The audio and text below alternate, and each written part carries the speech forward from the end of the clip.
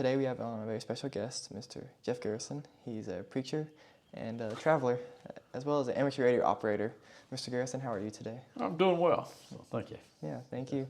I appreciate you coming on and agreeing to be interviewed. My first question is, where did you grow up? Well, I was born in Pinehurst, North Carolina, and we lived there until I was 6 years old.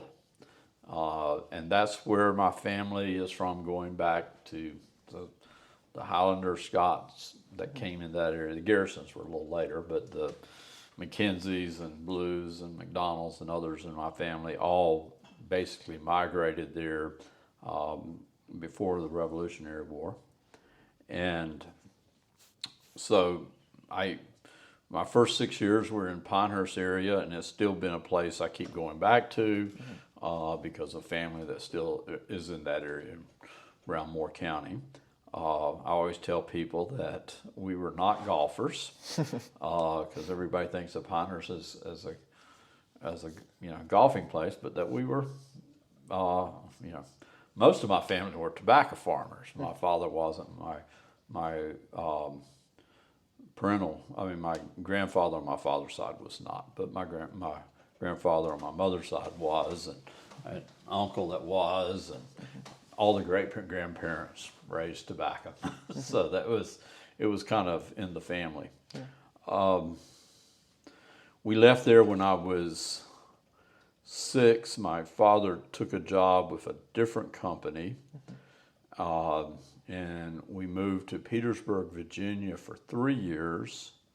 And then when he had a chance to go down to the coast, when I was 9, we moved down near Wilmington, North Carolina. I grew up kind of in the Myrtle Grove Sound area there, and lived there, through school.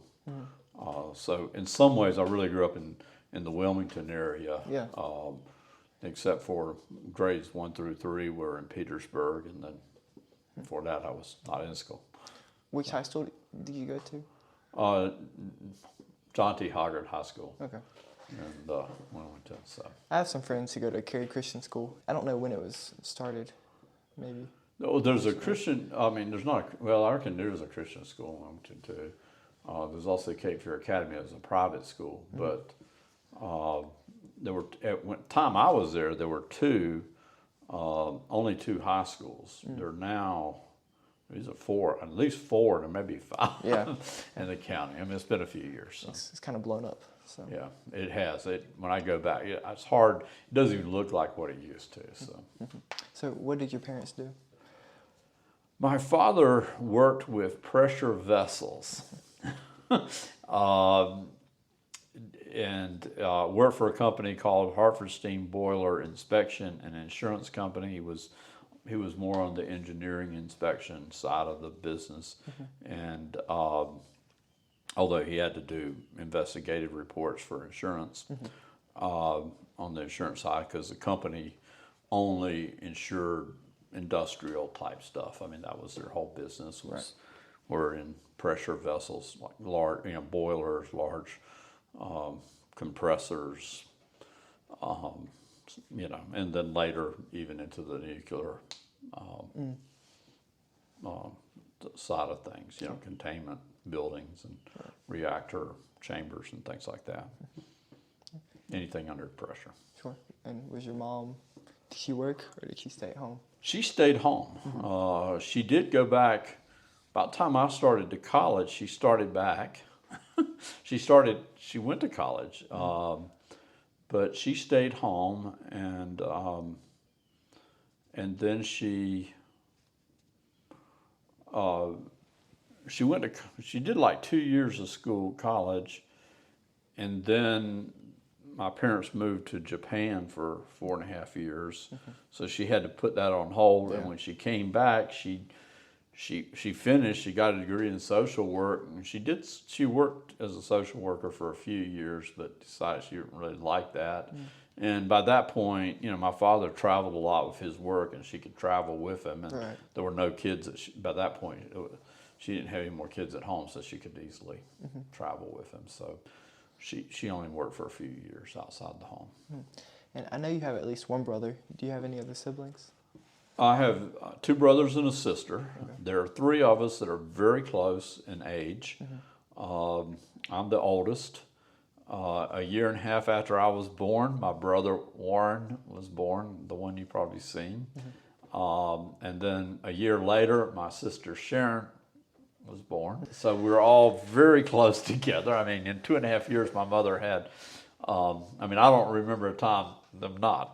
Because I was only 2.5 when Sharon was born. Right. So in 2.5 years, she had 3 kids, and then she waited 8 years before she had my younger brother.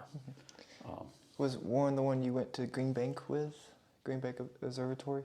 No, he was the one I went up to ride the Greenbrier Trail up near there. It was near the Green Bank. I've been to the Green Bank, but not with Warren. But I saw your blog post, and I think it was all in the same blog post. So I just kind of mentioned that because you get up in there and it's kind of strange. It's because of the radio telescopes.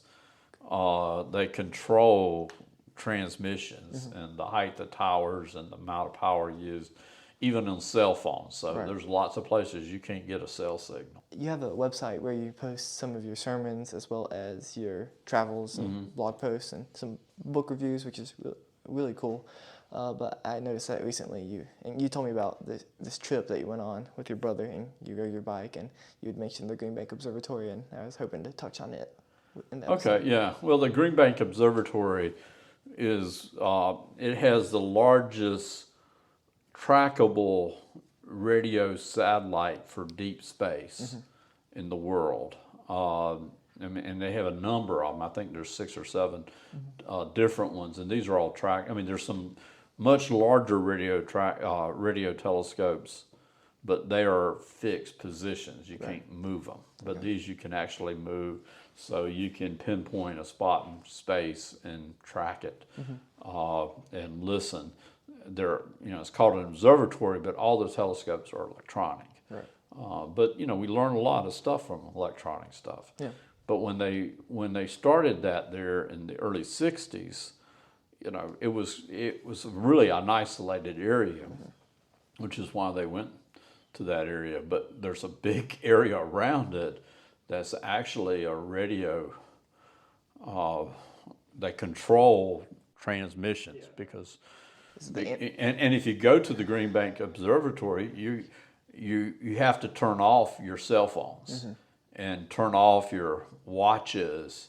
You're not allowed to go out where the telescopes are at, even with a digital camera. Really? It's because any of that stuff, using transmission, can mess with the phone.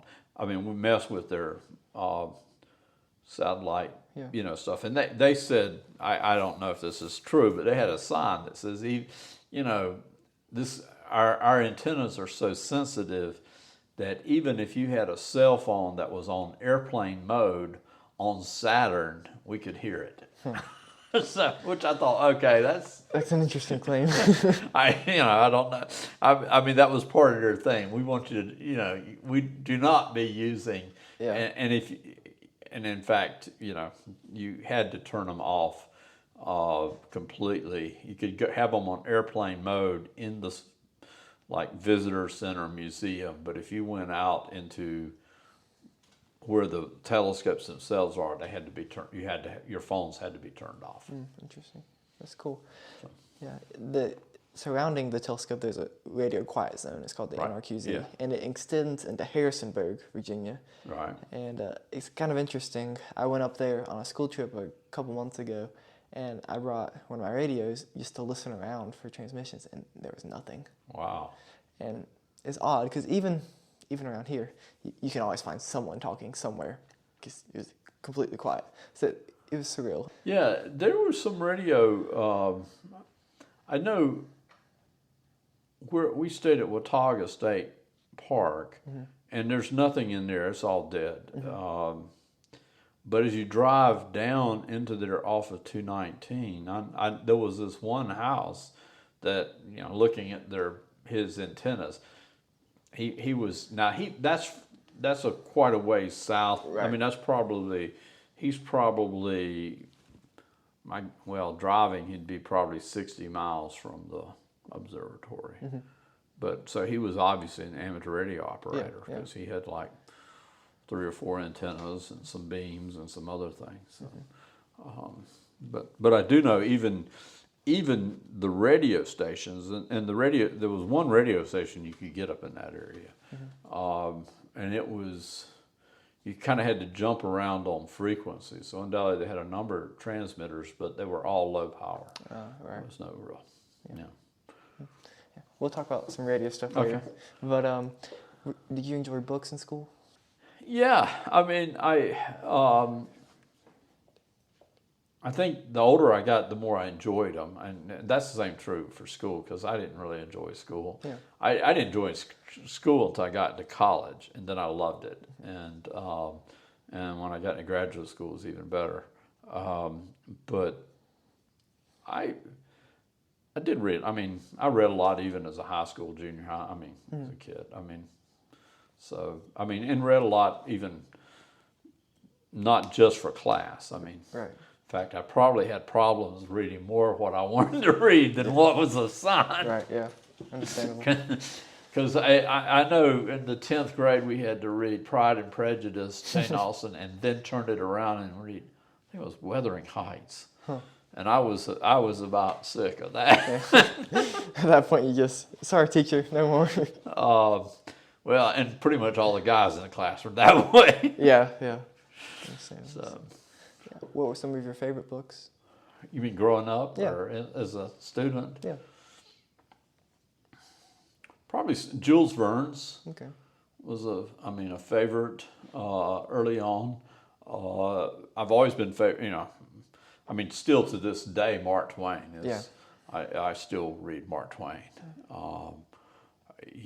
Hemingway. I mean, I remember reading Hemingway quite. Some of his stuff early. My father had some books, and he wasn't a big reader. My mother was more, but he had some adventurous books. I mean, he had Hemingway's, Green Hills of Africa, and he had another book called The Rivers Ran East, which deals with somebody doing in the 40s overland down the Amazon basin, from basically coming in from the west side and going all the way down.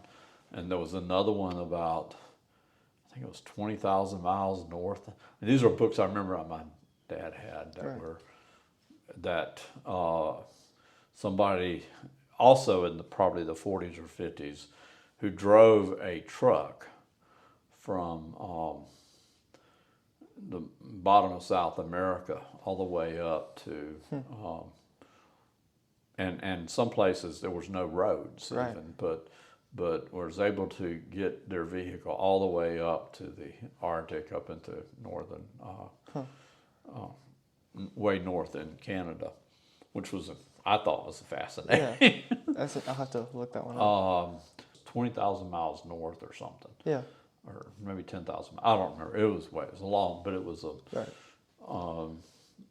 So I mean, those are some of that I remember. Did you have any specific interests in high school? Something that you maybe wanted to pursue as a career? In high school, I mainly thought I'd probably go in the military, which I ended up not doing. And the ministry has always been I mean, that goes back a long time. I had thought about it, but I also knew that, well, hey, you had to do a lot of schooling for that, and I don't know if I want to do more schooling. And so I think I was kind of questionable on just what I would end up doing. If I'd had a way, if I could have gone to work as a train engineer or even as a lineman, I'd never minded heights. So I had thought at times even trying to get into one of those fields, but then by the time I got out of high school and I started college, things began to click, and that's when I decided I did end up setting my directions to other ways. Yeah. So obviously your faith is a very important part of your life. Was your family religious growing up? Yeah, I mean, my family, especially my father's family, were all, mostly Presbyterian. My great-grandfather Garrison, who did not come from that area, he moved into that area. I mean, he was a primitive Baptist, which weren't too many of them down there, but he attended a Presbyterian church all I knew him, and was buried from one because I remember his funeral. But most of them were Presbyterian, and none of them. I mean, I was actually the first minister in the family. Really? Okay. But they were, my grandmother, my father's mother, was the real, I'd say, religious person in the family, and her husband too. And she was Presbyterian. She converted my grandfather, but her father, her grandfather, they were all, her great-grandfather. I mean, they started a Presbyterian church. All of them, probably served as 40 years as an elder in those churches each, going back to the middle of the 19th century. So when that church was founded. So. Yeah. Presbyterian tradition is pretty strong within the area. There's church on my road, church on the Parkway, couple. There's a lot of them. Well, I served two of the ones on the park. Right, exactly. So yeah. I know a significant figure within Presbyterianism is Jonathan Edwards. Have you studied his works? A little. I mean, I've read some of his writings and stuff. Edwards actually was not a Presbyterian. Okay. He would have been a Puritan. Congregationalist, as a Puritan Congregationalist. Yeah. And there is some differences. The Congregationalist, by the name Congregational, tended to, the authority was in the local congregation. In Presbyterians, there's a shared authority. The word Presbyterian comes from a Greek word that basically means old or elder, because presbyopia, is old eyes. It's what, when you start having to get reading glasses. Okay. It's what happens, as you get older. Even if you never had to wear glasses, all of a sudden you find out you have to get, you have to have readers to read stuff. Right. And so that the word means elder, and it states how we are governed. Now, Edwards was a Puritan, and he did get, because he was called, although he never took over in his position, but he was, when he left Northampton, Massachusetts, was going to become the president of Princeton Yeah. University, but it was, I reckon it's probably still called Princeton College at the time. But he died before he was able to take over in the position of president of the college. So, Yeah. When I say he's Congregationalist, this was after Edwards, but in 1802 there was a division between Presbyterians and Congregationalists. The Congregationalists which were more Puritan up there, which tended to be more English, and they came. The churches in New England tended to be more congregational. In 1802, they created a division, and they basically said from then on, the churches south of the Hudson River would be Presbyterian, and north of the Hudson River would be. And part of it is they knew that the southern churches, there were very few congregational churches in the South. They tended to be Presbyterian because you tended to have a lot of Scots and Scot-Irish, influencing that. And then, so the dividing line was the Hudson River. Well, interesting thing, if you look at a map, the Hudson River doesn't flow east-west. It kind of flows north-south. So New England is still, to this day, there's very few Presbyterian churches. Around New York City, yeah, but once you get up into Connecticut, and certainly above Connecticut, you find I mean, I think there's that's a whole presbytery, a whole area, and there's only like 30 churches in it. Really? Whereas, you know, down here there would be that many churches in 2 or 3 counties. Right. Yeah. And there you're talking about states. Really? So that was, you know, some of the different. Our theology, you know, was very similar. I mean, Edwards' theology really was Calvinistic, which is right. the Presbyterian, or Reformed, if you want to call it that. Yeah, so. And you have the tulip and the have you seen the graphic?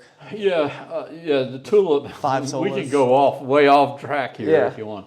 Yeah, the tulip analogy comes out of the Dutch. I mean, obviously with tulips, but the total pravity, you know, unlimited. I'm trying to think, what is it? It's limited atonement,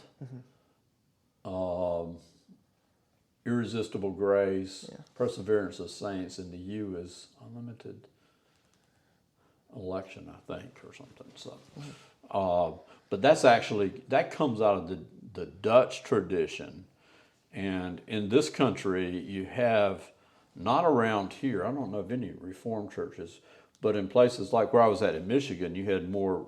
You know, you had the Reformed Church and you had the Christian Reformed Church. Both of them are Dutch denominations. I mean, they came from the Netherlands or Holland before, you know. Right.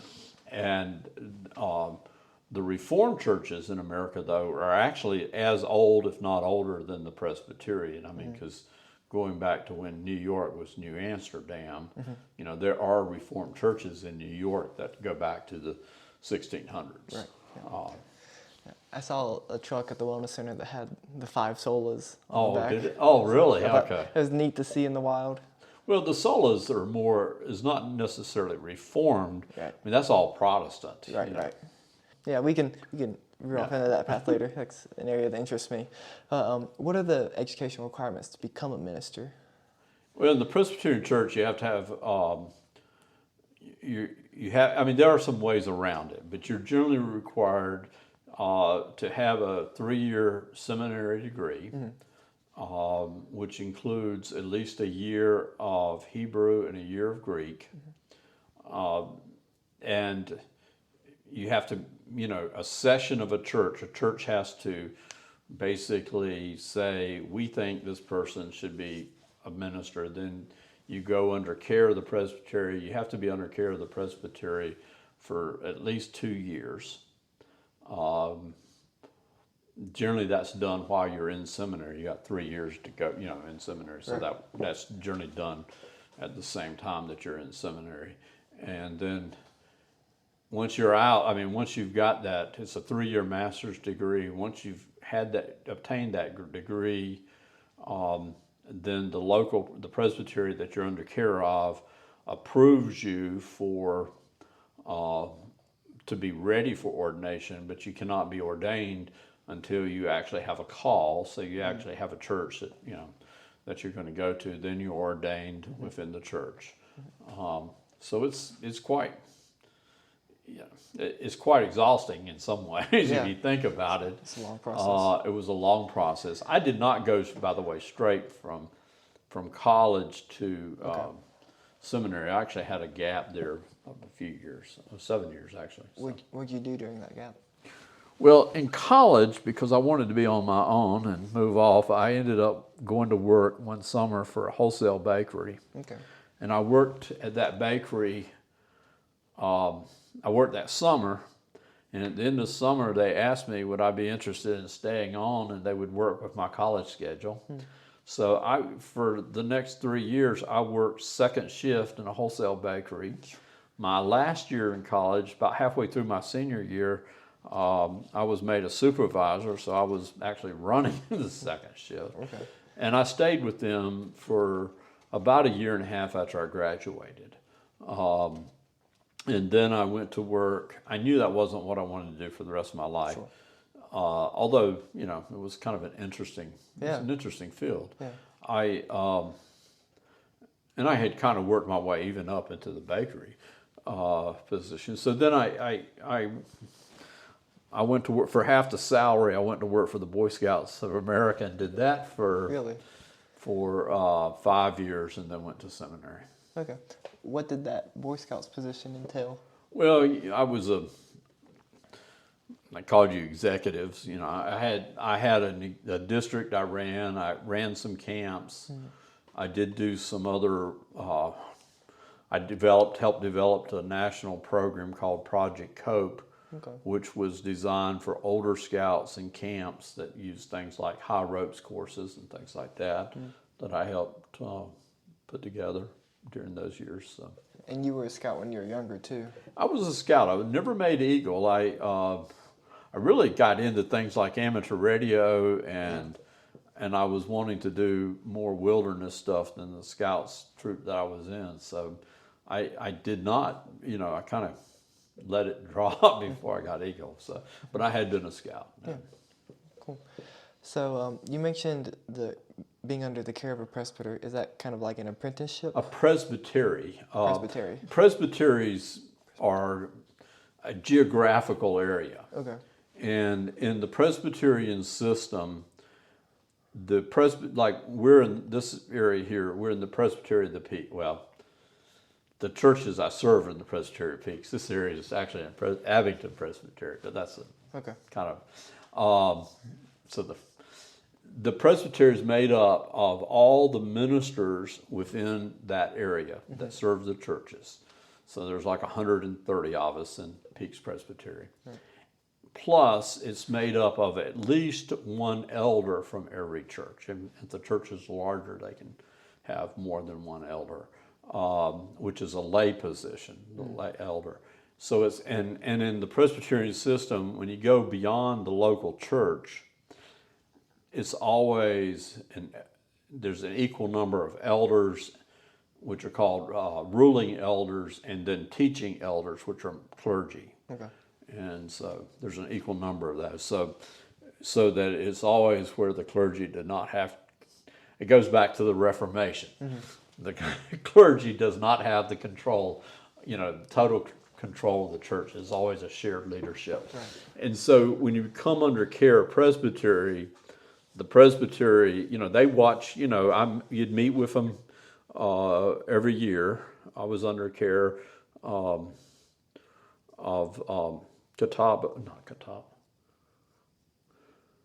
can't think of the name.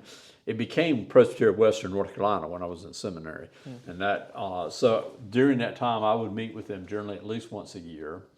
And they got my grades from seminary. They got, reports. There were things that local presbytery could say, the presbytery that I was under, and most of them do say, in addition to seminary, we want you to do at least one unit of what they call CPE, or clinical pastoral education, where you spend, generally a 3-month period of time in a hospital or some kind of institutional setting, a prison. I was actually in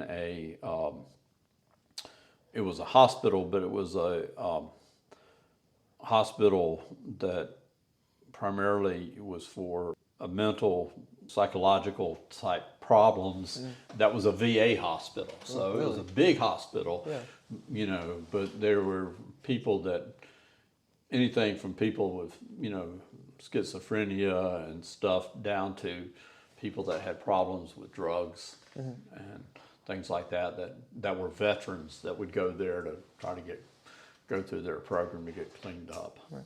You mentioned your grades. Did you go to a Presbyterian college as your seminary? How does that work? Oh, okay. Well, my college, I went to the University of North Carolina, Wilmington. Yeah. Ended up with a degree in philosophy. Okay. Because that's what I could graduate with in 4 years. I was kind of in a geology track, and then I realized it's going to take me another year, and I decided I didn't want to do that. So I was able to get out with a philosophy degree because I'd taken a number of philosophy classes. And then I went to, so that was my, bachelor's. Then I went on for what they call a master's of divinity, which is that 3-year master's program. I did that at Pittsburgh Theological Seminary. Okay. And then later I went on back and got a doctorate of ministry Okay. through San Francisco Theological Seminary. Really? Okay. So I've interviewed Frank Levering. I don't know if you know him. I don't know. He lives actually about 10 minutes away, but he has master's in divinity as well. And it's an interesting program. He said he read the Torah, he read the Quran, he read the Bible, and religious texts of like Hinduism and Buddhism. And it was kind of like an all... In his? Wow. Yeah. Okay. Well, of course, the Torah is just the first 5 books. Sure, yeah. I mean, it's the first 5 books of the Hebrew Bible, Right. which are the same thing as the first 5 books of the Old Testament, yeah. of what we call the Old Testament. I believe he had to read them in Hebrew, though. He did. Well, we had to translate a lot of it. Yeah. So, but not just the. I did a lot of Genesis and I did a lot of wisdom literature translating. He didn't become a minister, and that wasn't his goal, going and getting his master's in divinity. But it's kind of interesting. Did you have experience interpreting or reading other religious texts that weren't particularly related to Christianity? I did as an undergraduate. I Sure. did some, But not not really. They had some, but not really. I didn't. Not till later. Now with my doctoral program, by that point, I was also a pastor out in Utah when I was working on that. But my area. I mean, I was working in 19th century American religious history, and so, I had to really become very knowledgeable on the Mormon, the Latter-day Saints movement. Because if you really can't do anything about American religious history without dealing with them, and especially as I was in working, Utah.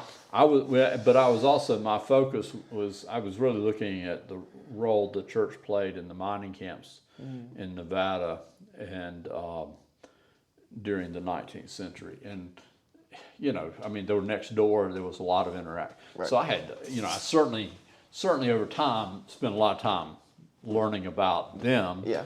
I have read, I've read parts of the Quran. I've read parts of some of the both, Hindu and Buddhist texts. I probably read more Buddhist than anything, but that's more been on my own or earlier. Like I said, I did take a comparative, a class that looked at, I think it was in a sociology class, but it looked at kind of a sociology of religion, and we had to read a lot of other stuff. So. I'm sure. Yeah. But that was in college. How did the coursework for your master's degree compare to the coursework in your doctorate degree?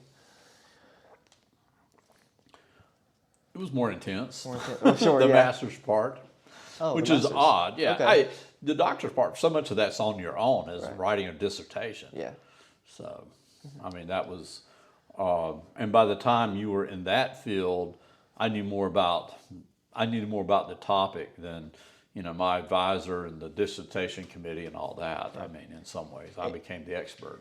And your dissertation was on the Utah area with the... Not Utah. Okay. No, my dissertation, the title of it was Presbyterians and Miners, the Church's Response to the Comstock Lode, Okay. 1862 to 1924. Okay. So, which were the years that we had full-time Presbyterian pastor in that area. By 1920, the Comstock Lode, which is the area around Virginia City, Nevada, it's where,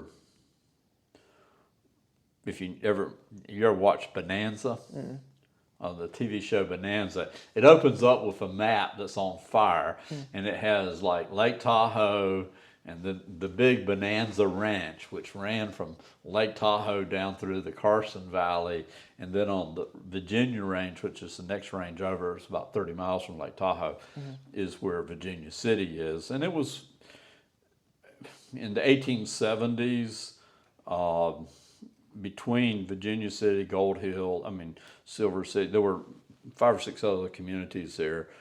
But between them all, there were about 40,000 people living there. Okay.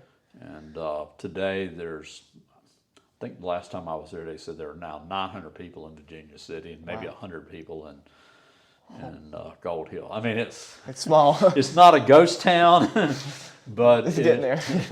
Well, but it's been about that same size for the last probably 100, or really going back almost to the 20s. Interesting. So. What led you to choose that topic? I was a student. I took 1 year as a student pastor. When I was in seminary, I took a year off and became a student pastor, and I actually served that church in Virginia City, and I became fascinated with the history. And nothing had been written on it. And I found out it was there had been one master's thesis written in the 30s that dealt with the role of the church in Nevada. There had been one doctoral dissertation that looked at some Baptist missions with some Indian tribes in Nevada. But that was it for really any kind of academic writing dealing with the role the church played in Nevada. So I was kind of interested in that topic. Yeah. Virginia City, probably only New York has more written about it. Or if you took just a small chunk of area, how much has been studied and written about than Virginia City, Nevada. I mean, there have been doctoral dissertations looking at, the water system that was put in there.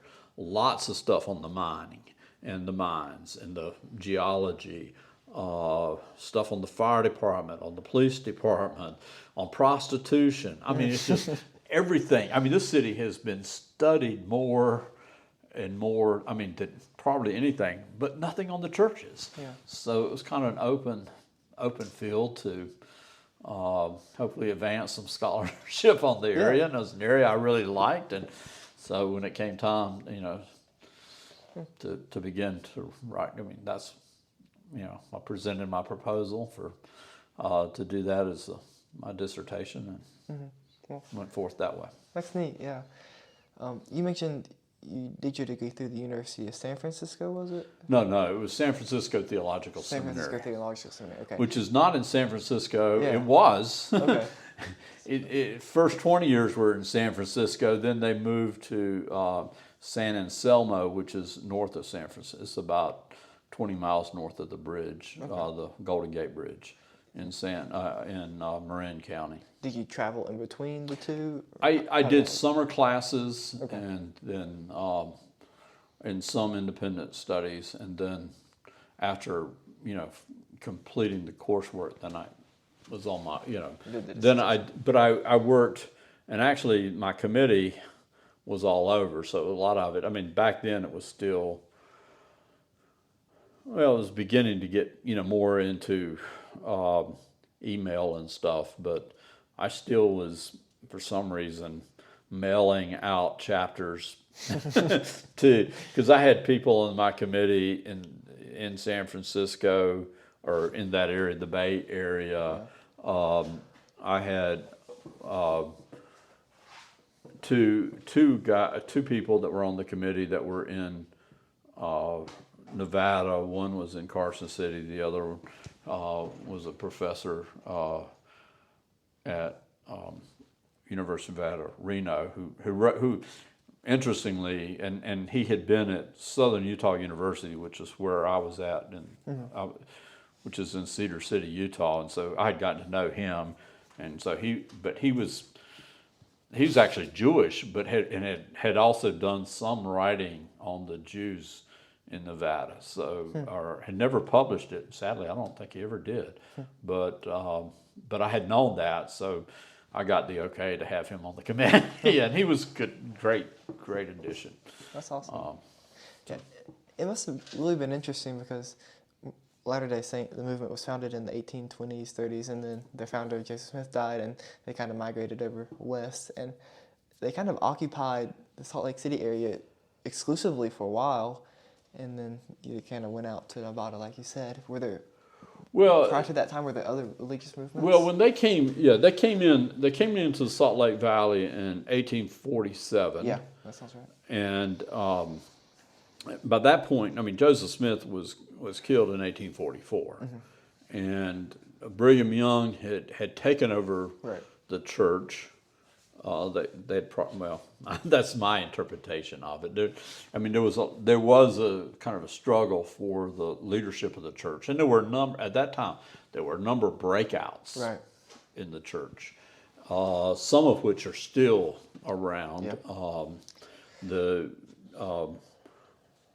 What became known as the Reformed Church within the Latter-day Saints, they're now called the Community of Christ. Yeah. But so you had some other groups breaking out.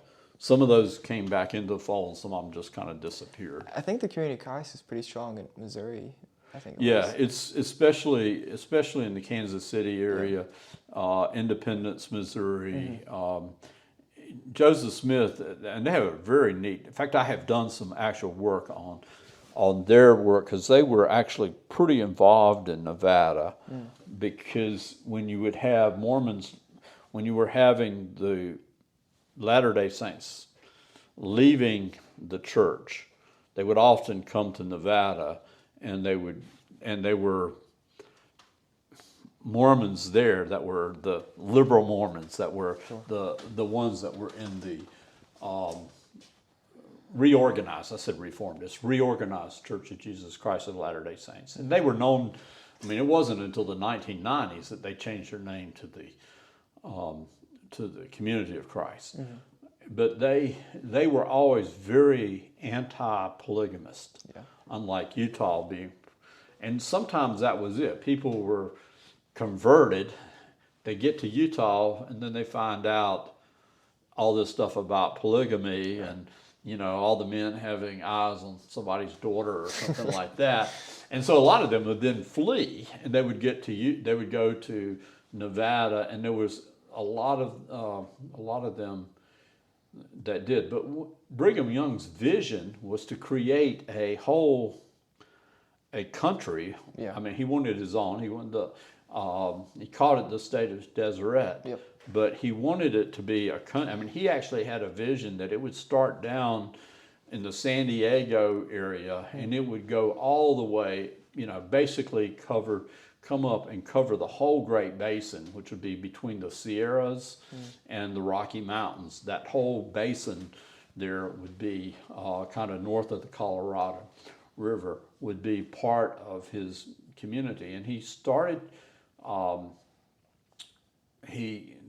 communities in Nevada. There was it's now Genoa is the name of the town now, but originally it was Mormon Station. And it was kind of a supply station for people going to California over the Carson Pass. It was kind of the last place before they could get, supplies and stuff before they went over the, very rough part of the mountains, before they got over into California. In 1857, there was an event that occurred near where I lived in Utah called the Mountain Meadows Massacre. Yeah. If you know. So, and that put the U.S. government, and it was basically, there were a bunch of, there was the local Mormons. Tension was real high because the American government, polygamy was outlawed, and the people, the leadership within the Mormon church, were not, they were encouraging it. They were not just, they weren't prosecuting it. They sent out judges, and they were all threatened and driven away, people to try to uphold the U.S. laws. So, and they sent an army across, it was led by Albert Sidney Johnson, who later became a Southern general, but he went out, and there was actually skirmishes between him and, in fact, his supply trains he had a tough time because his supply train was continually being attacked because, being in the back and by Mormons, and the town was real tense. So you had this group of Arkansas pioneers heading to Southern California, and they came down through Cedar City, and there was some, the Mormons were no longer trading, and for a long time, these people, these wagon trains, depended on trading with the Mormons to get, things like flour and stuff like that to get over the desert, and they would no longer trade with them, but they were still in their cows, and then a bunch of them dressed up like Native Americans, the Paiutes, which would have been in that part of the country, and attacked them, and turned out it wasn't them. Right. And so anyway, they ended up, killing about 120 of them. Huh. And at that point, we would have probably gone to war with Utah had it not been the Civil War was getting around the corner. Right around the corner, and it was a tough time. So, but after that, then they pulled back. The Mormons, San Bernardino had been a Mormon establishment in Southern California. They had establishments all over. They pulled back everybody into what's Utah, or what we know today as Utah. So it's interesting. Have you been to Salt Lake City? Many times. Have you noticed the streaks are named around the temple? So with temple's at the middle of the city, right? And the street above is north 1 and 2, and then the streets to the right are east 1, 2, left, west 1, 2, down, south 1, 2. So everything in the city is. It's all on a grid pattern. It's all on a grid, yeah. You could bomb somebody based on where they're. And that was true even in Cedar City. All the towns in the Utah towns, especially until you start getting into the really hilly area, is laid out on a grid. Mm-hmm. So you can you'd have a number like 305 north and 408 west or something, and you could actually pinpoint that. And in most cities, it would be starting. Now, most cities didn't have temples like in Salt Lake, but it would start where the original the steakhouse for the Mormon Church would have been. Mm-hmm. Yeah, it's just interesting how much of a role the church played in the development out there, and even within the government still. It's interesting. Well, and it is in Utah. Now, Nevada is completely different. Sure, yeah. And it was even in the 19th century, the time I was looking at. And Young, there were some good things about Brigham Young. One is he realized he wanted to create a self-sufficient community, and he realized that speculative mining, which is, mining for precious metals, for gold, silver, later, other things, but at that time, primarily gold and silver, that was not a way to build a sustainable community. Right. So he actually discouraged Mormons from getting involved in mining. And even later when copper came big, the copper that was, and there's a huge copper deposit that was right outside of Salt Lake City in Brigham Canyon. And that was all, they were non-Mormons that did that. Because, he wanted to be involved in farming or, shopkeeping or, tool making or, things like that, blacksmith, not going out and digging, trying to find, because he also knew too, to create a community, you need the people kind of stabilized. And mining communities are notoriously, fluid. Word comes out that there's better, that there's more gold. The next canyon up, they're going. People just jump around and looking for work, and that doesn't help help build a community. So. Yeah, I went to Vegas a couple years ago, and something we took a tour around the area, and something that one of our tour guides had mentioned was that the casinos hired Mormons because they were trustworthy, and some of them even had spoken multiple languages because of their missionary experience. And I thought that was interesting. Yeah, they normally don't. They don't hire them like to run the tables. Sure. And they certainly don't hire them to be the cocktail girls or something. No. But a lot of the management in Salt Lake, in Las Vegas, or even Reno, and the casinos, are Mormons. So. It's interesting. Yeah, it is an interesting thing. I'd have a hard time living in Las Vegas. But Yeah, me too. It was cool to visit, but I wouldn't want to. Yeah, and I it was 170 miles from Cedar City. It was the closest big airport. It was the closest closest mall of any size or anything like that. You went to Las Vegas.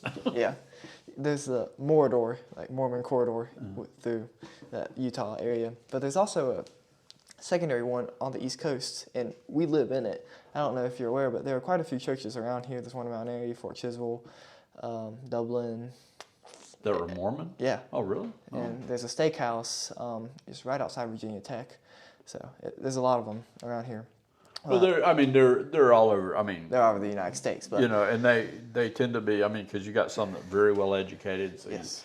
You probably have some professors. I'm assuming Doctors at Virginia Tech. Some areas, a lot of dentists. There's a lot of Mormon dentists. One in Hillsville belongs to the church. So it's interesting. Are you? No, I'm not. I have friends who.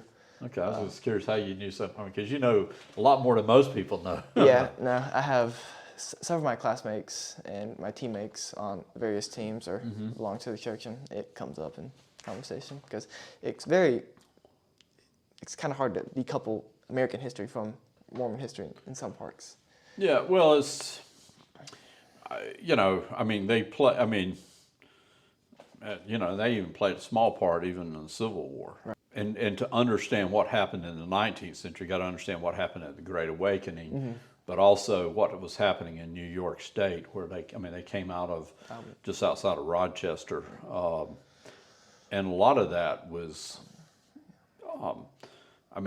real hyper. New York State got the name the Burned Over District because there were just so many waves of revivals and stuff that went through that in different utopian communities. And in some ways you get to see they're taking parts of all of that and creating it into the Mormon faith. We could talk forever about it.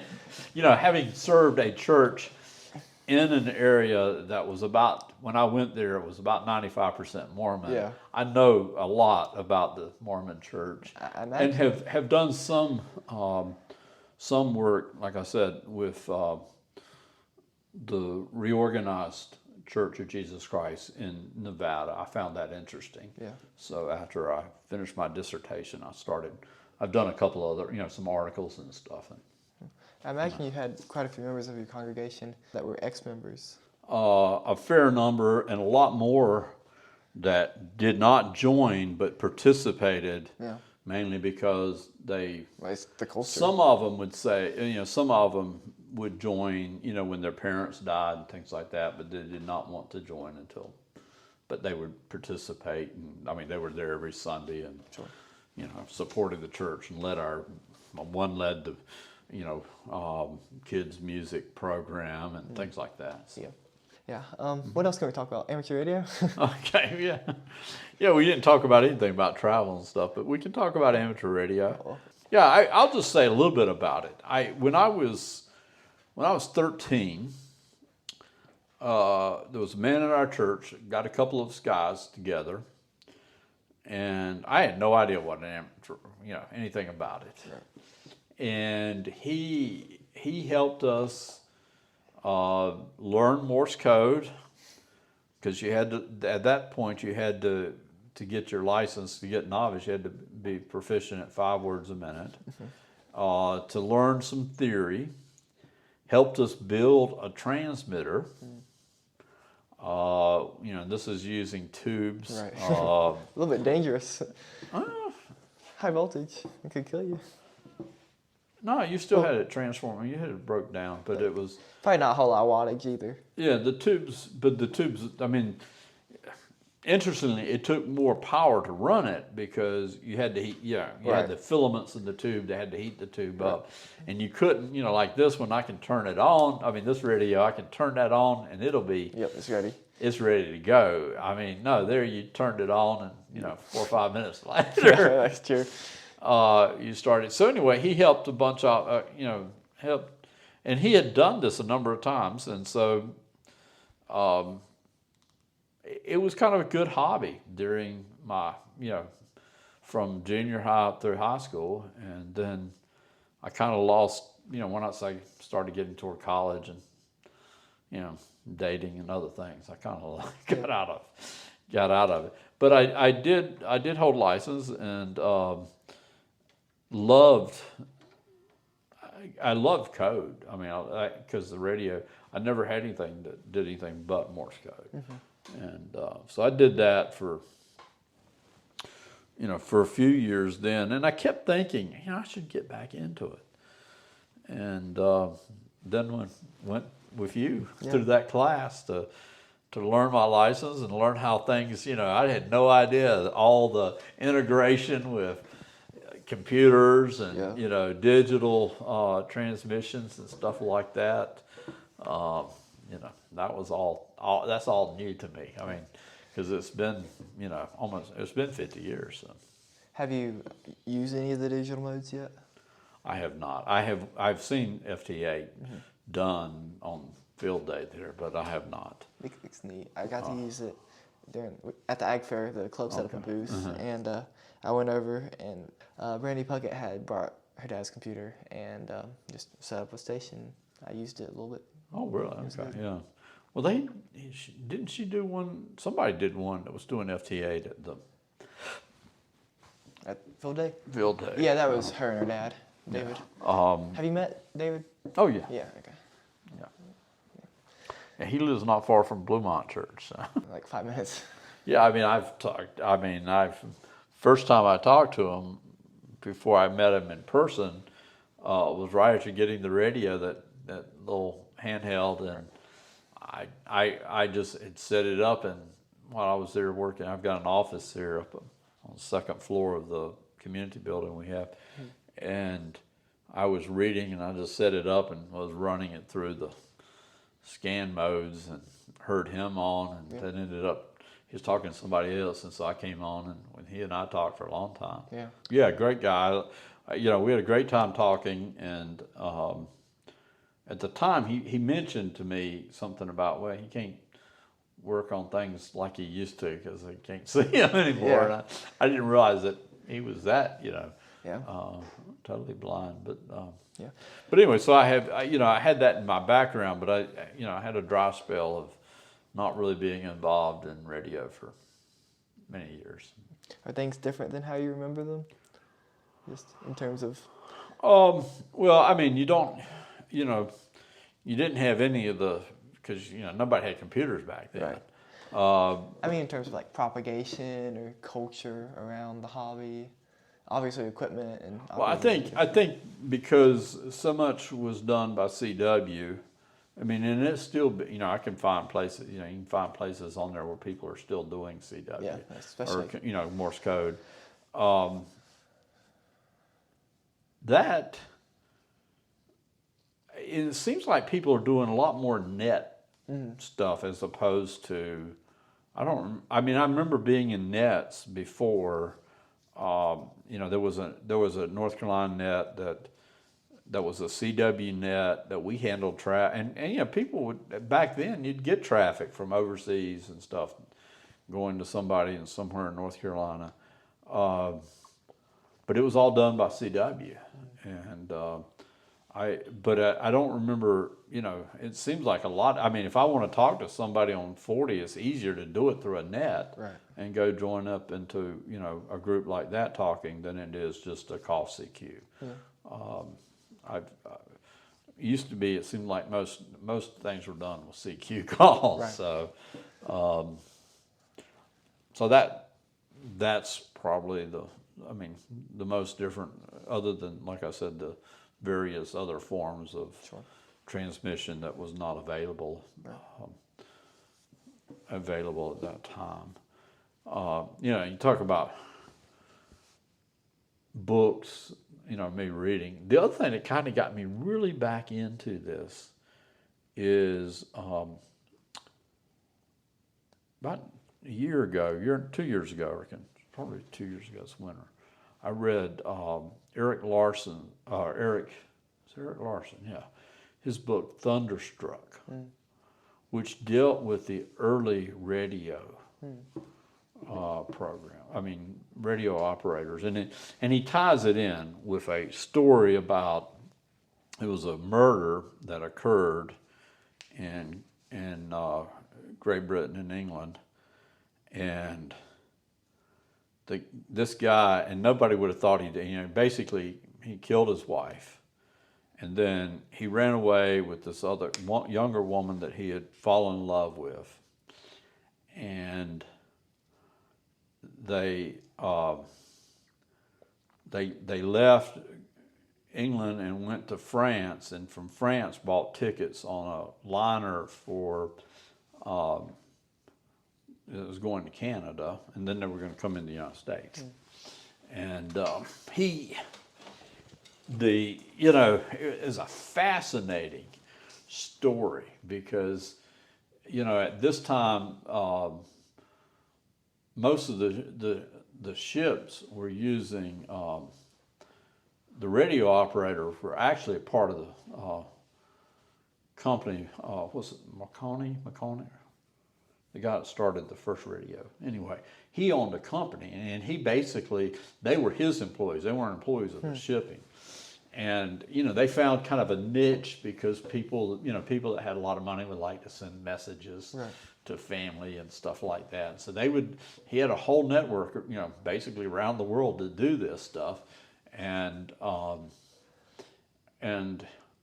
they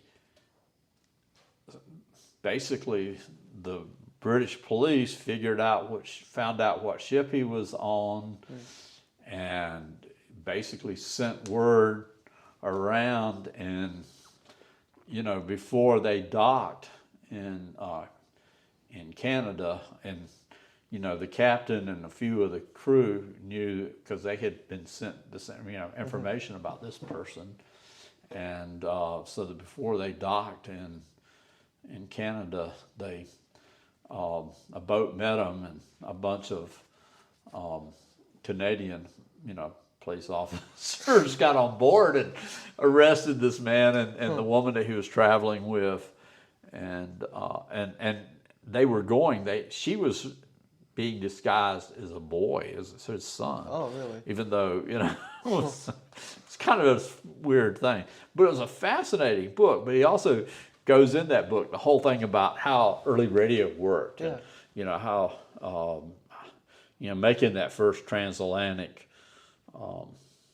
call. And I mean, this was early in the years, of radio before the First World War. So. Interesting. Have you seen the stickers that ICOM makes that say Tesla was right? They're yellow. It's kind of interesting.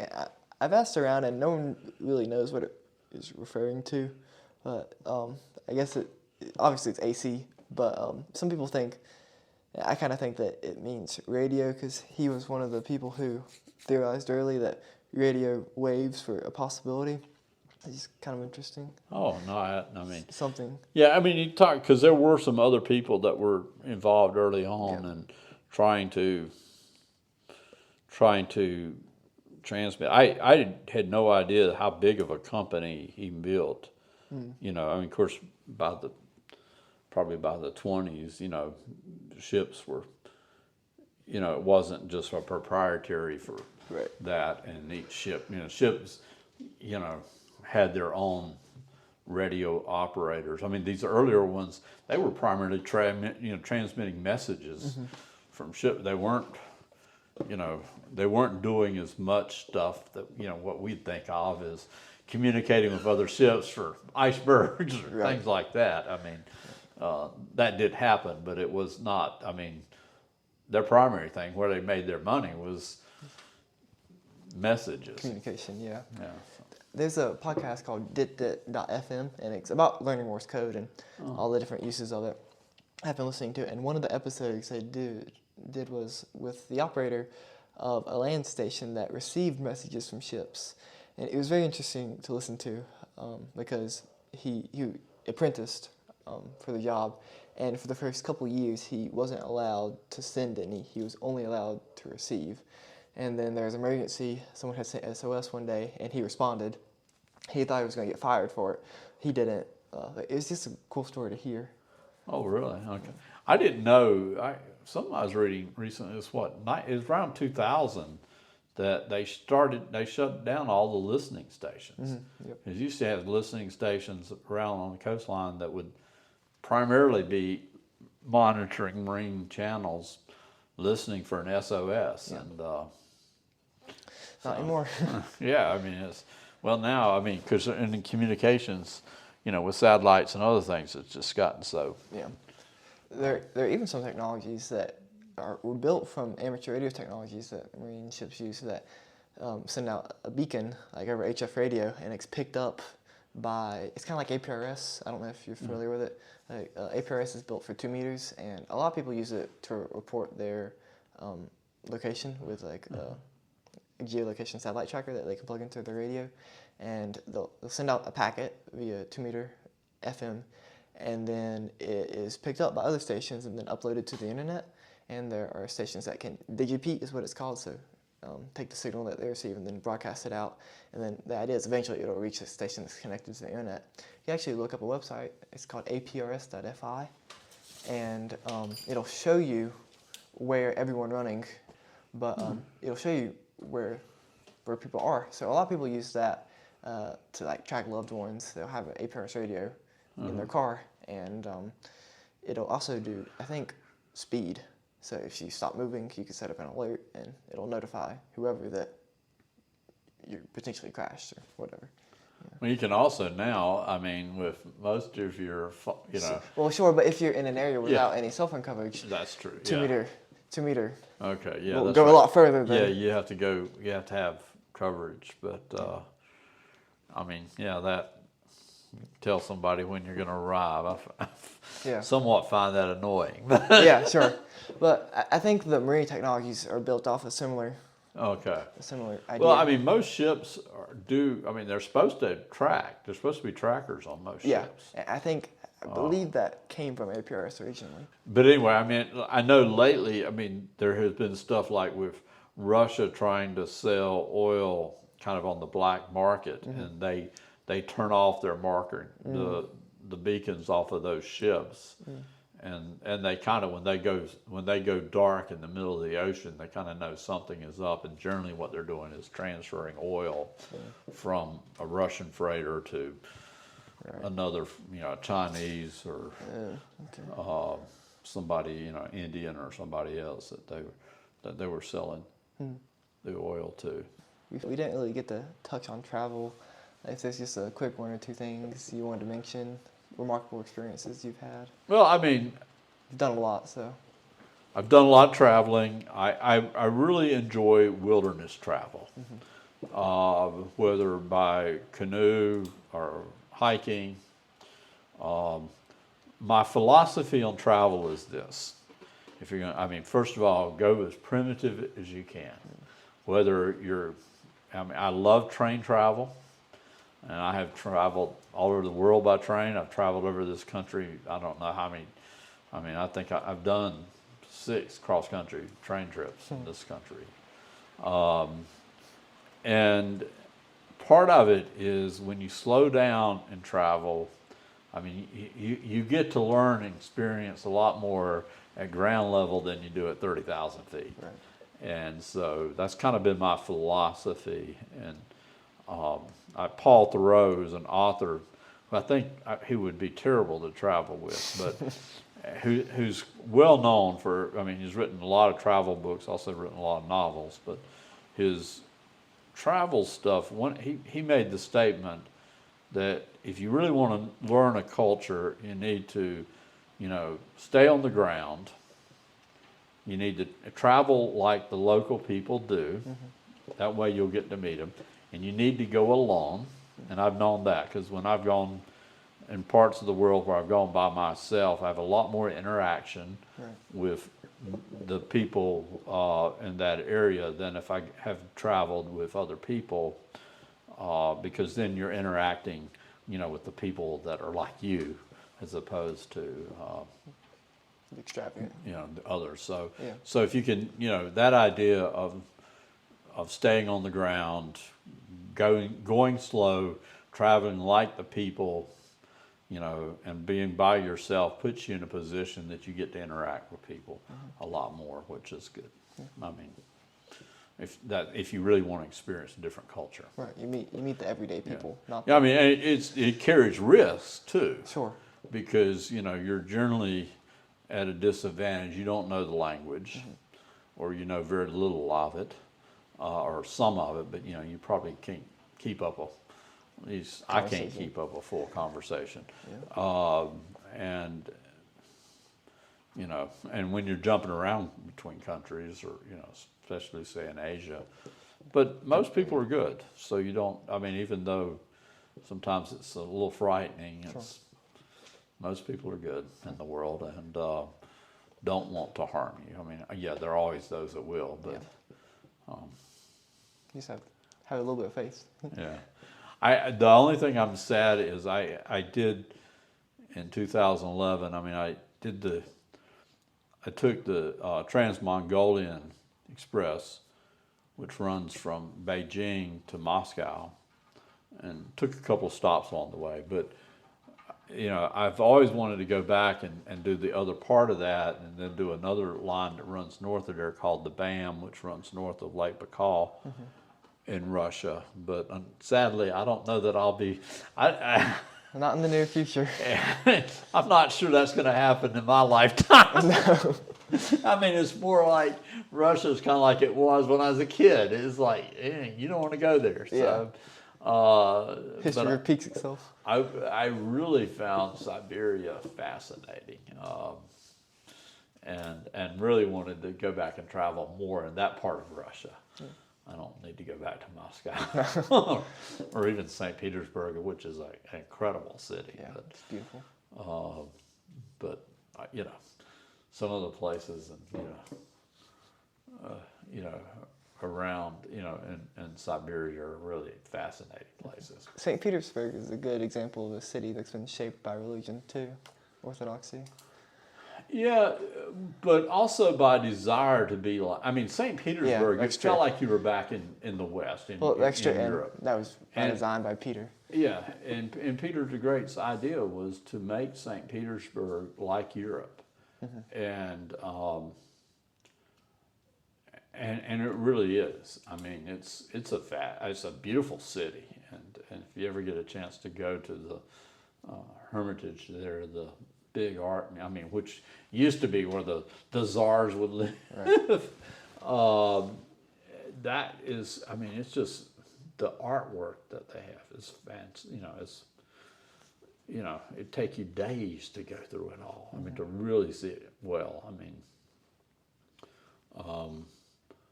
so that's it's a neat city, but it feels more, even more European than Moscow. And it does, when you take the train across the country there, and you're on the train for days, when you get off, every city, I mean, feels a little bit closer, like you're getting back, right, until you get across the Urals, which the mountains, which doesn't even seem like mountains where the train crosses. I mean, there's an obstacle, what do you call it, post thing, obelisk, that marks the kind of where Asia ends and Europe begins. But it's it's not that it's not like there's a big hill or anything. Hopefully you got something. Yeah, now's a good time to wrap it up. I do have 2 questions, and okay. I ask every interviewee, and the first one is, what advice would you give to someone who's growing up, who's around my age, 17, 18, and they don't know what they want to do with their life? Read. I mean, because read and talk to people and talk to adults to learn about more careers and learn about more possibilities. But, reading opens up, doors. You get insights into other people, other types of, other countries, but also other fields. So I would encourage you to do that, and to think about what's your passion. What do you really, what kind of things do you care about? Because I think a lot of that, we need to look at is it, you know, I mean, it's one thing to just go get a job, but it's another, you know, do you have some kind of passion or something you really care about, and maybe look at that and see where that leads you. The last question, it might be a bit of a cliche, but what is the meaning of life to you? It's a gift from God.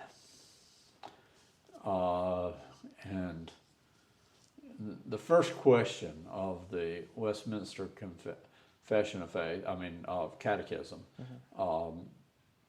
which is kind of part of what, you know, one of the confessional statements of the Presbyterian Church is, you know, what is the chief end of man or humankind? And it's, you know, it is to glorify and enjoy God forever. And so part of life is enjoying God and the creation that God has given us.